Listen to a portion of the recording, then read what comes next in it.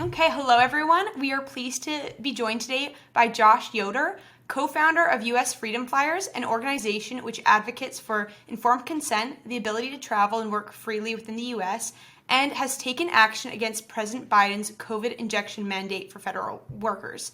And with that, welcome Josh. So we were actually supposed to talk to you about 2 weeks Hey, ago. thank you so Maybe much for touch having me on. on I what appreciate it. happened. Sorry, we had a little bit of a lag there. Maybe tell us a little bit about what U.S. Freedom Flyers is, and maybe a bit about why we missed our meeting 2 weeks ago. Yeah, sure. So, U.S. Freedom Flyers is a group that was started here in the U.S. Back on August 11th is when I first went public, coming out against the mandates that we saw coming, the federal mandate, and then the mandates that were coming out at the airlines. I believe in medical freedom, and so do my co-founders and all of our members now. It's something that's very important to us. And we decided early on that we weren't going to be coerced. We weren't going to allow the airlines or the federal government to tell us what to do with our bodies, because we understand that if we lose bodily integrity, we lose everything. There is no freedom after that. If you don't control that, you control nothing. And so that's why we came out so strongly. And I can tell you that standing up and saying no works. We're living proof of that. So could you break down what happened to Captain Bob Snow and sort of the events that followed after that? Yeah, absolutely. Captain Snow, he was vaccinated back in November of this year, and he started having issues. He didn't directly attribute them necessarily to the vaccine right at the time. But looking back, he realizes it was this chain of events. He was a perfectly healthy, airline pilot for many years. He got the vaccine and he started experiencing symptoms. On April 9th, he was flying American Airlines 1067 from Denver to Dallas Fort Worth, and 6 minutes after touchdown, he suffered a cardiac arrest in the flight deck. And the first officer had just stepped out, which is normal to move on to the next flight. And he was still standing in the galley with the flight attendants, and it was a deplaning passenger that saw Captain Snow laying in the flight deck. And very fortunately, there was a U.S. Navy corpsman and also a nurse that were on the flight, and they pulled Captain Snow out to the jet bridge. They performed CPR on him, and then they hooked him up to an AED, and they had to shock him 3 times to bring him back and also intubate him. It wasn't until about 24 hours later that he actually woke up in the ICU, and he gave me a call and he said, "Hey, can you please help?" He had been following U.S. Freedom Flyers, knew what we were doing, and he's told me, so many times since then that he really regrets, not standing up and saying no back in the beginning, because now his life has fundamentally changed. He's never going to fly an airplane again, and he's never going to be able to teach his daughter to fly, who also wants to be an airline pilot. So I can tell you that many people, especially people that I know within the airline industry, they're suffering catastrophic events, and it's changing their lives and their careers. So, do we know that it was the vaccine that caused the cardiac arrest? Is there proof that that's what it was, or are you working on finding that out? Yeah, so right now we have a series of U.S. Army flight surgeons and cardiologists that have been working with Captain Snow, and they believe that it definitely was from the J&J vaccine. We're working on a series of tests to prove that, including some very in-depth cardiac MRIs and that type of thing.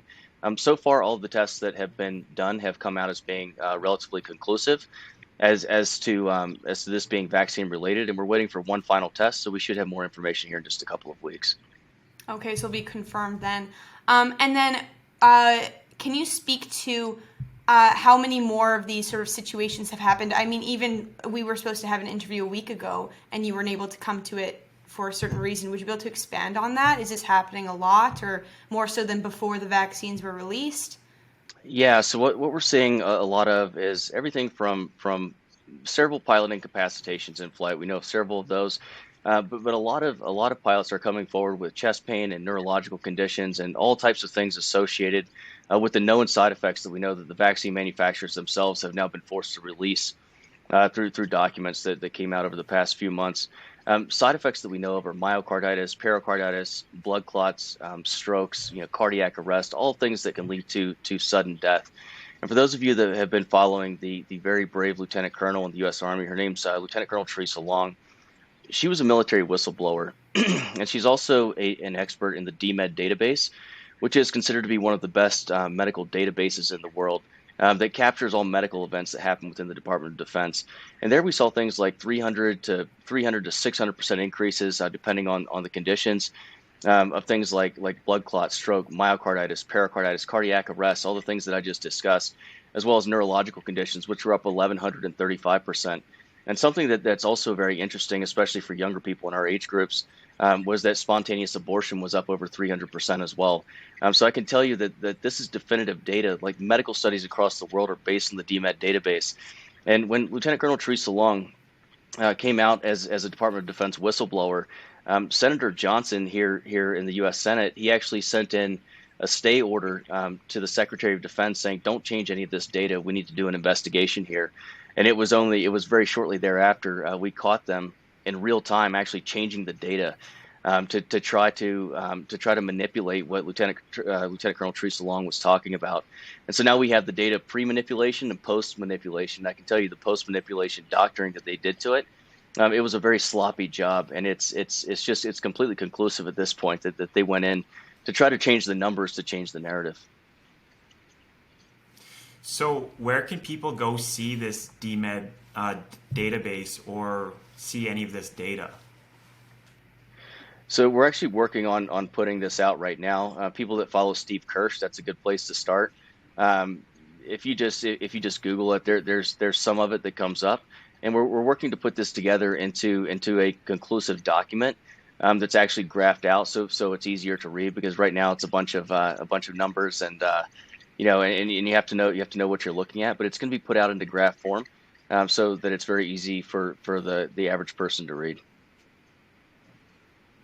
Okay, so do all airlines have a vaccine mandate? And could any of this rise be attributed to just like COVID or long COVID or any of those talking points?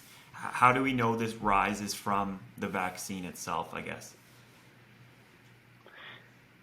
So most airlines had a vaccine mandate across the world. Part of what we did, back last fall, is we stood up and we said no, and we actually basically forced them into submission because they realized there were so many people that were going to stand up that they weren't in fact going to have an airline, if they went ahead with it, because we're at a time where there's a major pilot shortage in the United States and actually across the world right now. And so for them to lose, 5, 10, or even 20% of their airline staff would have completely decimated the airlines. And that bought us quite a bit of time, because our original mandate cutoff here was November 24th, the day before Thanksgiving. And the CEOs realized that was a terrible idea, coming close to that date, because it's right before the holiday travel season, which is like the busiest travel season of the year. And so they went off to D.C. To meet with President Biden, and they pushed the date back to January 4th. And that was really helpful for us, because that allowed us more time to organize. And we got a lot more organized in that time. We filed the federal case against the Biden administration. And now what we're working on is we're actually working with the John Pierce Law Firm and the National Constitutional Law Union, the NCLU.com. And we are bringing massive legal cases against all of the major U.S. airlines to hold them accountable for the atrocities that they've actually committed against the passengers and the crews. Jumping back to Captain Bob Snow here, what was the reaction or response, rather, from American Airlines once they heard about his cardiac arrest? And perhaps other airlines when they hear about their pilots suffering these reactions to the vaccine? I can tell you that the response from American Airlines was very disappointing. They did fly his family up from where they live up to Dallas-Fort Worth area. After that, there was basically no response. He was 10 minutes away from American Airlines headquarters, as well as the union headquarters, and they didn't want to come in and talk about it. No one came to visit him in the hospital. No official phone calls. Obviously, other pilots, reached out to Captain Snow, and he called U.S. Freedom Flyers. So we flew down there with a full legal and a medical team, including people like Dr. McCullough, Lieutenant Colonel Pete Chambers, who's an Army Special Forces flight surgeon, all came in to make sure that he was receiving good care. And I can tell you that's the response across the board. These airlines don't want to talk about the adverse reactions that are happening to their pilots, because that would essentially be an admission of guilt and liability, which we know they have. And I can tell you that it's never the airline or the union that reaches out to me. It's always the pilot or the pilot's family.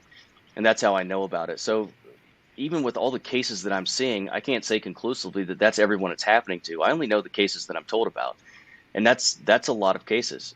Every single day, I found out I had 5 new ones yesterday, in fact, that came forward. And if I have that many people calling me, it can only it can only be estimated that there's actually quite a few more that I'm not hearing about. And part of what these lawsuits are going to do is force these companies probably to turn over their data so that we can see what's actually going on. So I wonder too if what might prevent some pilots even from speaking up and coming forward with their adverse reactions is the federal aviation regulations. So if a pilot has a known health condition, they'd have their license taken away, right? So I would imagine that pilots would be reluctant to come forward about their reactions to the vaccine because of this. Would you agree with that? Do you think that's maybe partly skewing Yeah, some data with how many pilots have reactions? It would be really unsafe to have pilots with those reactions manning these planes. yeah, that's correct. So I'll explain what's going on here. And it's the fact that yes, pilots have been, many of them forced or coerced into getting this vaccine. And then when they begin to experience the reactions, what we're supposed to do is immediately ground ourselves, and get the situation checked out, which often in the case of cardiac issues or neurological conditions, something like that can ground you for years or permanently. And so pilots are very reluctant to come forward because we're essentially de-incentivized. You know that your career is over, or is at least it's gonna cause a major damage to your career if you come forward. So they're caught between a rock and a hard spot. The FAA has violated their own protocols by approving these experimental jabs, and then the pilot, once they take them, or the airlines when they mandated them, they broke the law, so they have liability. The unions were working in lockstep with the U.S. government and the airlines to mandate the vaccines. And so, they have criminal and civil liability. And then the pilot, if they continue to fly with known adverse reactions, they also have liability. So we're in this like standoff of sorts. The FAA doesn't want to admit that they were wrong because of the liability issues, nor does the airline, nor does the union, nor does the pilot that's been flying with the adverse reactions. So we find ourselves in what is shaping up to be what appears to be a dangerous situation. And what U.S. Freedom Flyers is trying to do is to find a solution where we have an amnesty program of sorts. There obviously has to be accountability for what's been done, but especially as it pertains to the pilots, we're trying to find some type of an amnesty program where we can actually bring them forward, get them help, and still hold the airlines, the unions, and the FAA accountable. So, for those who don't know, Captain Snow's story, he actually had this cardiac arrest 6 minutes after the plane touched down. So, can these airlines continue to just ignore this? Are they unaware? Are they have no idea? Or are they just playing with fire and waiting for an airline to go down at one of these points? I don't understand. Can they still deny this, or? Yeah, I'd imagine it only gets worse for them the longer they let this go, because more and more pilots are going to be injured, right? It's not going to be a miss anymore. It's just not a good situation. Right. Yeah, yeah. You make an interesting point here. They're essentially playing Russian roulette with your safety, is what they're doing. I mean, like I explained the reasons that they don't want to come forward and admit their mistakes. That would be admitting liability, which turns into criminal and financial liability. So the cover up is happening, hoping that nothing happens during a critical phase of flight, i.e., being low to the ground on takeoff or landing, where you have a single pilot flying the aircraft, and you're hoping that it's the pilot that's not flying the aircraft, it's the one that goes down should something happen. They're counting on something known as pilot redundancy, to where we have two pilots in the flight deck, both are capable of continuing a takeoff or landing the aircraft, single-handedly should something happen. I mean, these are large two-crew aircraft, but there are procedures in place for exactly this type of thing, like pilot incapacitation, where it becomes dangerous. Especially Captain Snow talks about this, and so does Greg Pearson, who's another major airline captain. Greg Pearson said that if his cardiac issues had happened 100 feet from the ground on landing, and he had shoved the stick forward, the outcome could have been very different. He fortunately wasn't flying at the time of his cardiac event, but had he been, and had he been the flying pilot at the controls, it could have ended very poorly for a lot of people. This is something that he speaks about very freely, and so that's what we're waiting for. Captain Snow, had it happened 6 minutes earlier, it could have been a very different outcome. We're so thankful that there was a good outcome, but with the thousands of flights that fly every day, and now with the number of adverse reactions that we're seeing, all you have to do is understand the law of averages. At some point, at some point it happens at the wrong time to the wrong person, and that's when we could potentially see a catastrophe. Definitely. I'm also wondering too, like you were saying, Captain Snow, he'll never be able to fly again due to the cardiac arrest. Are there other adverse reactions that might happen, maybe not as quite so serious, where if the pilot were seen to soon enough and the issue was addressed, would they ever be able to get back into flying, or is their career just they're just done? That's extremely unfortunate if that's the case. Yeah, that's a good question, especially. Yeah, no, absolutely. And that's one of the reasons that we're pushing so hard for these pilots who are experiencing these adverse reactions to come forward. Because in the cases of things like myocarditis and pericarditis, which is essentially like inflammation, there are treatment protocols available. So we're trying to get them to come forward early. While it may take them out of flight status for a couple of years while they receive treatment, the goal would be to get them back into the flight deck. Unfortunately, if you leave something like myocarditis go, you see fairly high fatality rates within a 5-year period. And so that's why we're encouraging everyone to come forward now. This isn't just about saving their career, but also saving their life. And if we don't address the issue now, we're going to be forced into addressing the issue later, which would have much longer term implications. So, are the airlines doing any tests on their pilots with regards to myocarditis, pericarditis, any blood tests or anything like that? Or is it sort of just ignoring this whole possibility? Yeah, I'd imagine there's routine physicals they'd have to go through. Is that just not happening, or? Yes, there are routine physicals that pilots have to go through, but as far as cardiac testing goes, the only thing that's standard for a cardiac test for any pilot is an EKG, which is essentially testing for the electrical rhythm of the heart.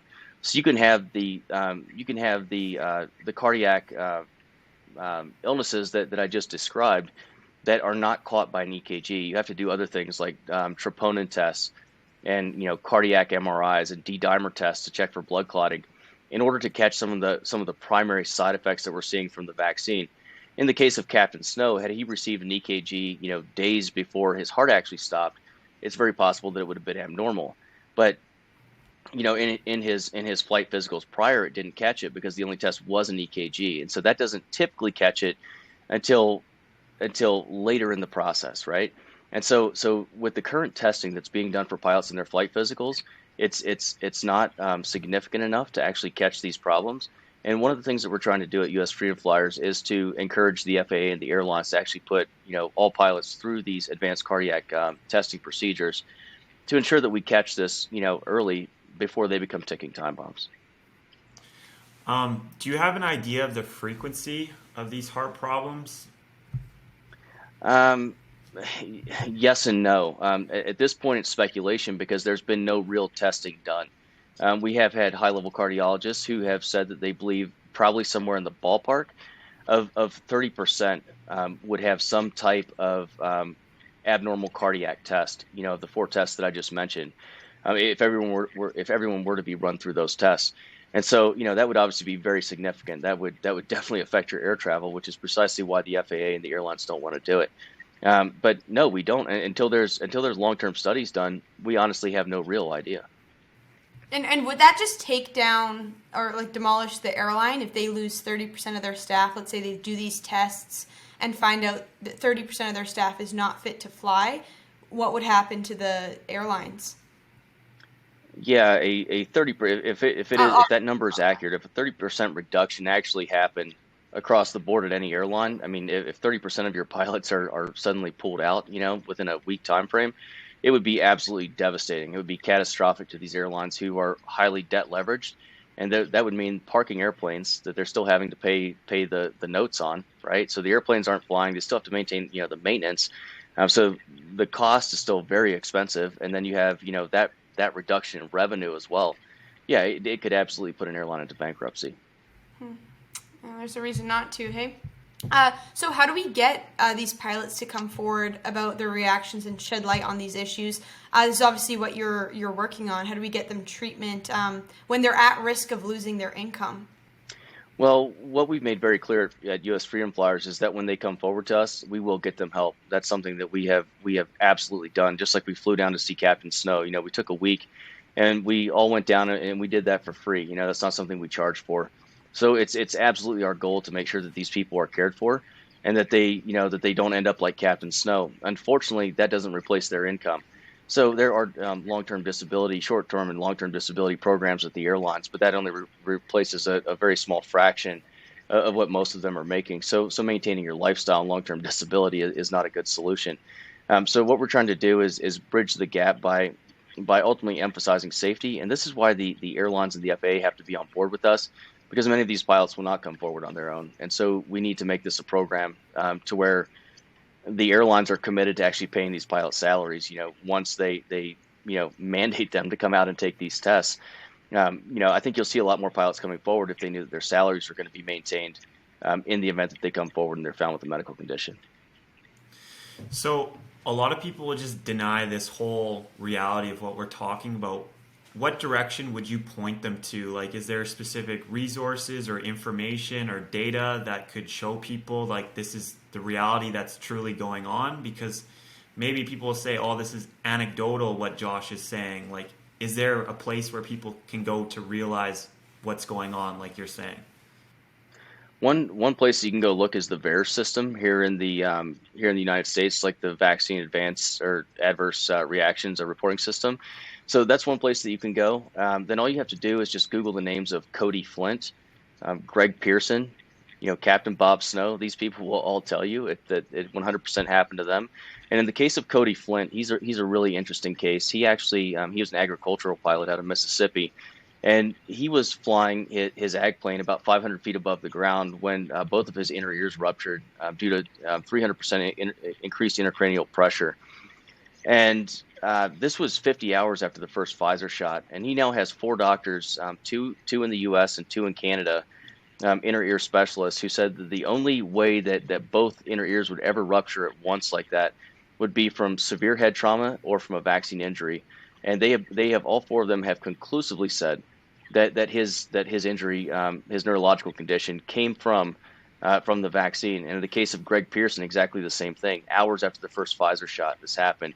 With Bob Snow, we're still working on the definitive proof, but what we have so far, everything is pointing towards that. And there are many others as well. I can tell you of pilots that I know right now that are flying that started getting chest pains within days of getting their shot. And they're still flying. There are people that are afraid to come forward, but I'm talking to them. And there will soon be an article coming out in the Defender from Children's Health Defense of some of these pilots speaking out anonymously, saying, "Look, this is what happened to me, and I'm afraid to come forward for the very reasons that we just discussed." So should people be afraid to fly? Like, this sounds like it's a ticking time bomb. Do you have anything on that? I'm not here to try to strike fear in the hearts of anyone, but I think it's important that the flying public is aware. There are some very interesting legal cases out there that essentially say if you knew that you had 2 vaccinated pilots and you knew the adverse reactions that are associated with the vaccines, perhaps a passenger would still fly but wouldn't pay full price for a ticket. And I think you're going to see a lot of these consumer type lawsuits coming out in the years to come. I do know that John Pierce is planning to bring some of those lawsuits on behalf of passengers with U.S. freedom flyers, because we do believe that there's a level of deception that's happening. And like I said before, they're counting on pilot redundancy, and so while I think generally people are going to be okay, they're going to be okay until they're not, and you hope that that's the plane that you're not on, that you or a family member, or a friend, or anyone is on. And that's what we're trying to warn against. We've been warning about exactly what happened to Captain Snow for months, and it happened. So, and we've also been warning about the potential for a catastrophic accident. It's only a matter of time, I believe. Okay, so also too, if American Airlines is kind of sticking to the pro vaccine narrative, are they still letting go unvaccinated airline pilots? Are they still off of work right now? Not able to come back? In the case of American Airlines, no. They actually began to accept religious and medical exemptions when they noticed how high the number of employees there were that weren't going to take the jab. So like I said, the most important thing that we ever did was stand up and say no. This goes for any company. If they lose a large percentage of their workforce, 20% of their workforce, many people can't handle that, and it's going to affect business, right? And so it was us doing that ultimately pushed many of them into the religious and medical exemptions. So what we did, initially this was about personal freedom and saving our jobs, and U.S. Freedom Flyers has now entered into the second phase, which is the accountability phase of holding everyone accountable. Because there's many people out there that got vaccinated that did not want to do it, that only did it due to threats and coercion by their companies, and then obviously then you have the unvaccinated as well who were threatened, intimidated, and harassed surrounding the issue. And then you have the ones who got vaccinated and are now experiencing vaccine injuries. These cases that we're bringing are massive individual plaintiff lawsuits, and we're going to be seeking individual damages for each and every plaintiff on those lawsuits. So, what's the current state of this lawsuit? And is it a class action lawsuit, or who can join? Is it only pilots? Could you tell us more on that? So yeah, right now there's many lawsuits preparing to be filed. We have one that's going to be filed, I believe, tomorrow or potentially Monday, but no later than Monday, for Atlas Airlines, which is a large freight carrier. Next week as well, we're filing another massive lawsuit against United Airlines. These are currently just for employees, for the very situations, people in the situations that I just described. We're suing all major U.S. carriers, every single one of them, and also the FAA and the Department of Transportation. Once we're done with that, we will definitely be bringing class action passenger lawsuits as well. So this is a multi-year undertaking, not something that's going to be a quick fix to anything. But we see the FAA already making changes to their policies to try to cover up, what they did initially. As a matter of fact, just today I was sitting with John Pierce and we were going through some of the FAA guidance, and they changed it just as recently as April of 2022. But the harm has been done, and this isn't something that they can back away from. So, if what you're saying is all true, which I do believe it to be, this is catastrophic.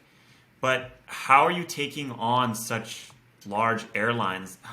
How are you getting these resources to fight these long lawsuits or these big lawsuits against massive companies with like huge funding?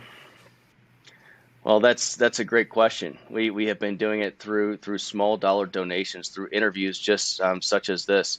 For people who care about this issue, people donate, $500, $500, and that's how we're raising the money, is by raising awareness, letting people know that this affects you. This is not just an employee issue. This is a passenger issue. And so if this is something that matters to you, please go to usfreedomflyers.org and donate there. Donate whatever you can, even if it's just a couple of dollars. I can tell you that you're making a huge difference for these employees, and you're also making a very large difference when it comes to your safety. And so, this is not just an American issue, not just an employee issue. This is a worldwide issue. And the reason these lawsuits are so important is that airlines transcend national borders. And so once we can get the laws changed in the United States, and once we can hold U.S. airlines and the FAA accountable, you'll start to see this narrative crumble around the world. And I'm sure that there will be accountability around the world, and that laws and procedures will change as well for future pandemics that we know they're already planning. Hopefully, our mandate for flying unvaccinated are not allowed to get on a plane right now. Hopefully, that crumbles soon. I'd also be interested in hearing about sort of your story and how you got involved in all of this. You're clearly doing a lot right now. What's your story? Well, it's not that interesting. So, I joined the military, the Army at 18 years old. I was a flight medic in the Army. After I got out of the military, I spent about another 8 years as a U.S. defense contractor overseas, many different countries. I worked all around the world, and during that time, I became a pilot as I had time here and there. I ended up flying as a bush pilot in Africa for about 2 years. And then I came back to the United States and joined a regional airline.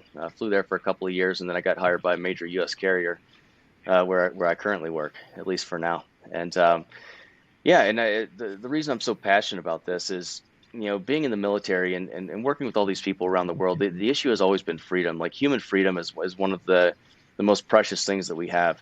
And I've been watching for many years, following politics and seeing the trends of the world, seeing how totalitarianism has taken rise, all across the globe.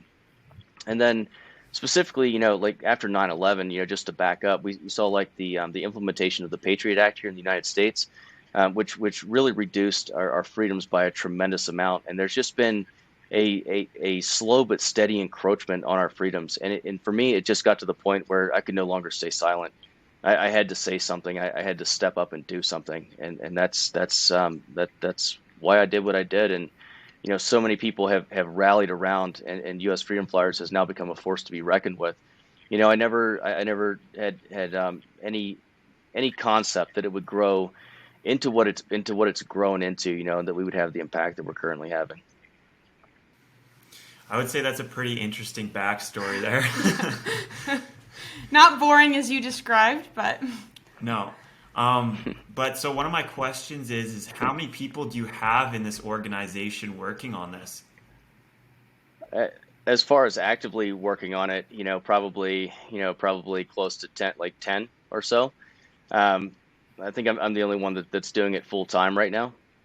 But yeah, there's a lot of support, a lot of volunteers, come and go, and we're working on actually on building it out. It has to be quite a bit larger to pull off what we're doing. And right, we've been doing it on an all volunteer basis. When people donate, your money actually goes to the cause. I don't receive a salary, and neither does anyone else at U.S. Freedom Flyers. And that's how that's how we want to keep it, because the goal is to get people activated, and to get them to donate, and to make sure that their money is actually going towards the cause that they're donating to. Because I think it's going to take all of us standing up to bring real change to this issue. totally. Even to bounce back a little bit to the Patriot App that you were talking about, it's definitely tiptoe tyranny. You see they're inching forward step by step, and that's what I was seeing right from the beginning.